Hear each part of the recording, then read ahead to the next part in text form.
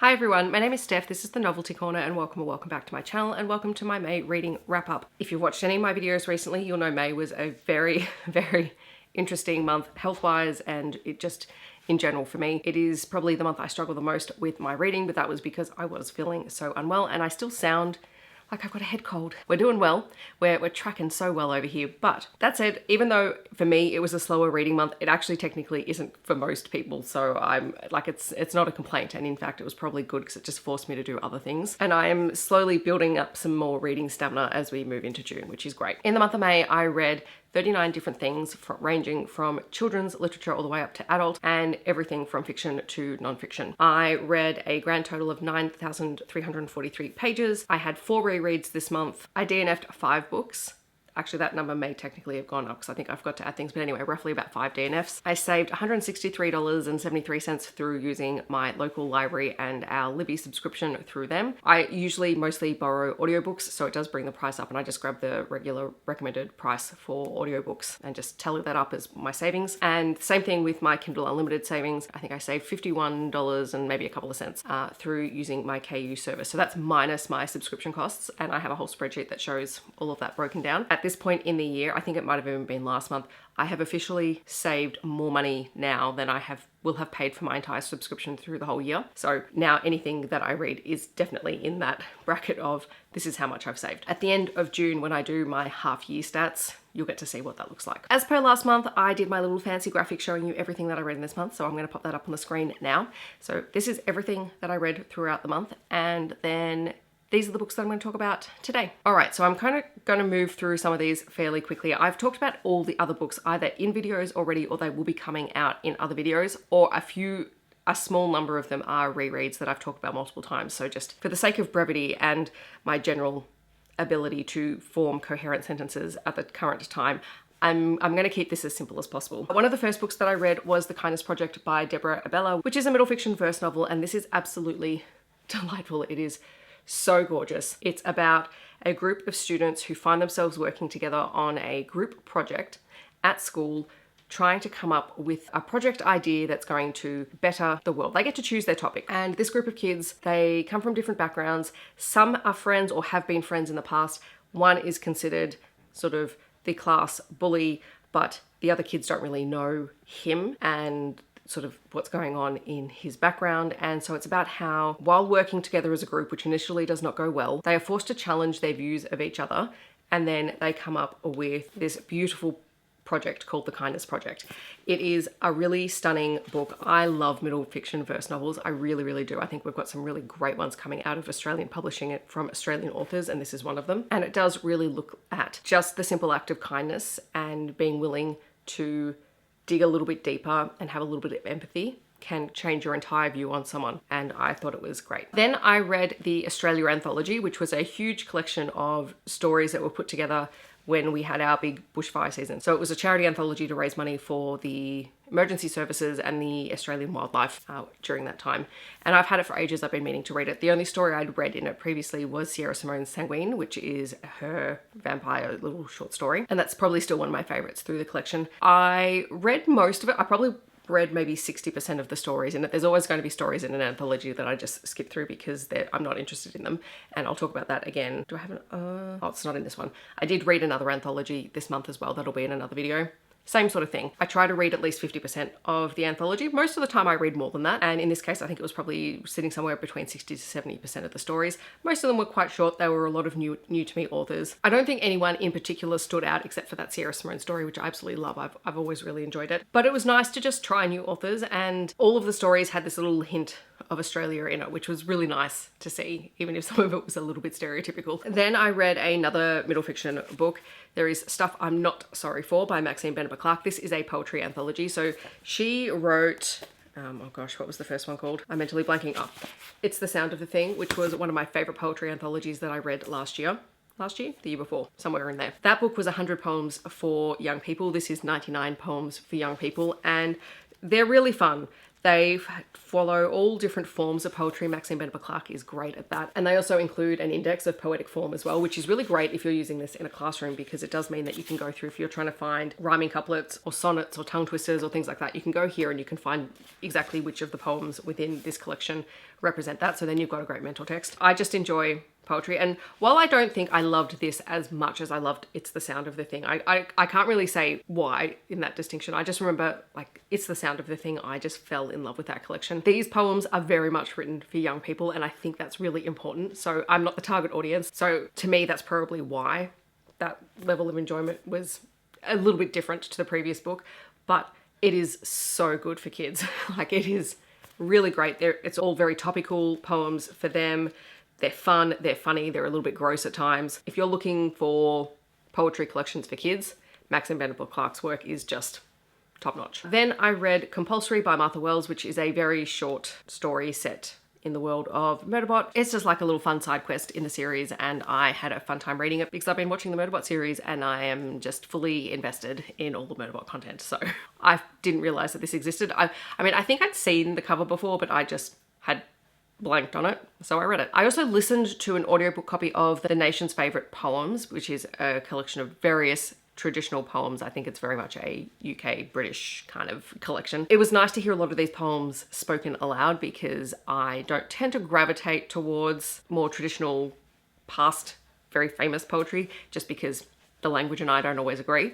So hearing it spoken was really great, and just to be able to listen to it while I was doing things around my apartment was very chill. So if you want to explore poetry but you don't want to necessarily read it and have to deal with your brain trying to translate the language, listening to it is always a very soothing experience. So that was a good choice. And it was just something that I stumbled across on Libby, and I just borrowed because I thought, well, you know what, let's give it a try. There was also Second Chance Sweetness by Emma Mugglestone, which was possibly like a little bonus novella short story that I maybe got through her email newsletter. Anyway, it is a small town homecoming second chance romance between Clara and Will. One of them is a doctor. One of the characters ends up in hospital and then seeing the person that they haven't seen for a while. Like, it was very short, very sweet, and it was just Emma Mugglestone, and I enjoy her writing. So when I saw that it was there to download, I downloaded it and read it, because short has been my preference of the last month. Then I read Roommate by Sarina Bowen, which is part of the Vino and Veritas series. This is set in Sarina Bowen's universe. I've talked about this series quite a bit because I'm trying to read it down, and there are a lot of books in the series and I can only do a couple at a time. This one is an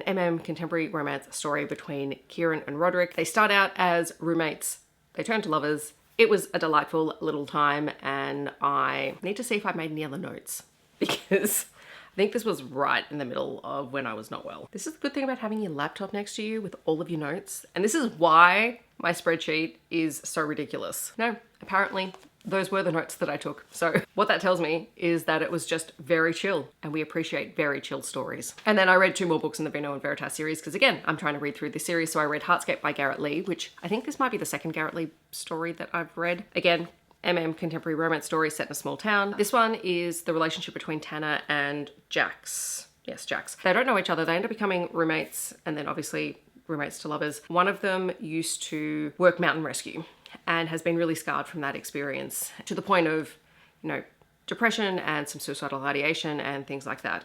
So he just kind of lives his life in town, and he has not been able to go back to sort of the work that he used to do. And he's fine with that. Like, he's kind of made his peace with it. Might help him to go and, confront some of those things, but for the most part has made his peace with where he is and in his life, and that's really not a path he wants to take anymore. Our other character finds himself with a temporary job working sort of the trails over the summer. It's them falling for one another, and then also the third act really is one of them goes missing and the other goes looking, and then there's some injuries and some caretaking and things like that afterwards. It was a really lovely story, like a bit more dramatic than some of the other in the Vino and Veritas series, but a really nice sort of slowish burn, friends to lovers kind of story born out of forced proximity. But yes, just content warning for medical trauma. I think someone ends up with broken bones, there's head injury, etc. So just keep that in mind if that's a trigger for you. And then there's Daybreak by Kate Hawthorne. Again, queer contemporary romance set in the same small town, part of the Vino and Veritas series. And this one is between Liam and Jasper.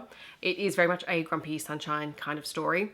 And you have someone who's a musician, someone who's a mechanic. One of them has previously been married. Their husband died from a brain aneurysm, so just be mindful of that. It does happen off page, but it is mentioned on page. Again, there's a little bit of a forced proximity situation.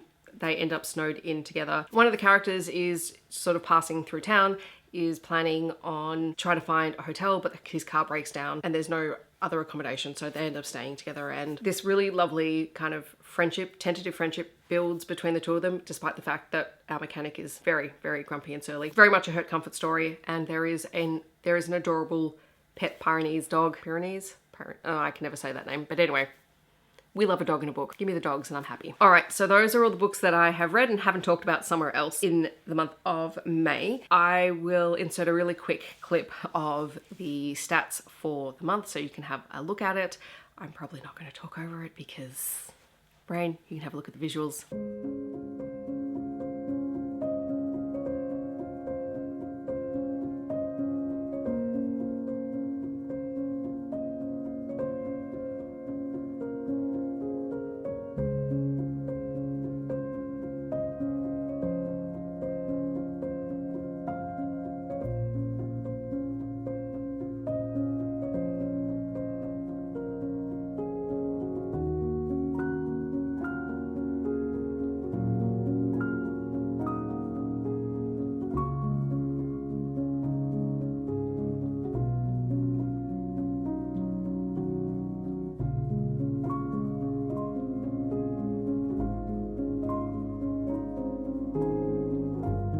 And then the last thing that we'll do really quickly is sort of a wrap up of the bingo board from hell. This is probably the first time in the entire time I've been doing this bingo board where I haven't met my monthly goal, and that's totally fine because, quite frankly, I set a TBR, but also by the time I came around to needing to read, I don't need to read anything.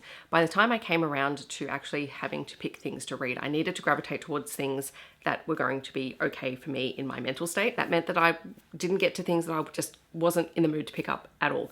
So I am currently at 56.8% of reading through my pre-2025 TBR. There's 22 books left on that TBR that I haven't read. I am up to 41 out of 75 audiobooks for the year. I have filmed and uploaded, as of this video, 7 tri-chapter videos for the year out of 12. I finished one more series, which was the Kate Canterbury series, so I'm currently at 5 series read, and I'm over halfway through Venue and Veritas, which is amazing because that was like 18 books long. I didn't complete the 80% of my TBR this month. That's fine, we're moving on.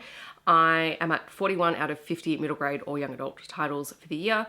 I have read 66.4% of my 75% of my 2025 physical TBR. I've read 12 out of 20 non-fiction books, and I have read 48 out of the 52 book club challenge book prompts, including pretty much all of the bonus challenges or the mini monthly challenges as well, which I don't include in this count, but I've mostly read them. I think I've only got like 2 left of the mini challenges to catch up on, and that's only because I'm a completionist and I'm doing more than I'm supposed to be doing, because of course I am. That is it for my May wrap up.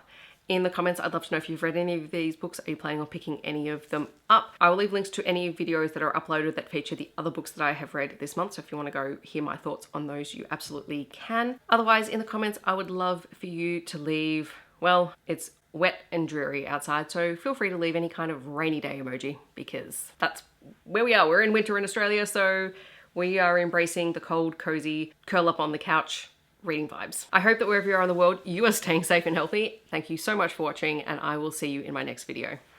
Bye everyone.